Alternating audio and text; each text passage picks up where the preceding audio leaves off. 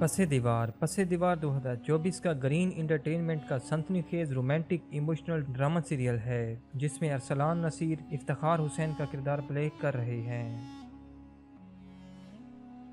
नीम हम टीवी का 2023 का एक्शन क्राइम ड्रामा सीरियल था जिसमें अरसलान नसीर ने शाजिल का किरदार प्ले किया। इस ड्रामा सीरियल की कुल एपिसोड 23 हैं। रद एयरवेयर डिजिटल का लेटेस्ट 2024 का रोमांटिक इमोशनल ड्रामा सीरियल है जिसमें अरसलान नसीर जैन का किरदार प्ले कर रहे हैं।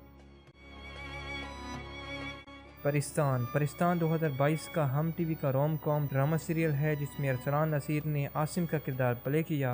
इस ड्रामा सीरियल की कुल एपिसोड 31 हैं। चुपके चुपके 2021 का हम टीवी का rom com Ramzan special drama serial था जिसमें अरसलान नसीर ने हादी का किरदार प्ले किया। इस ड्रामा सीरियल की कुल एपिसोड 30 हैं।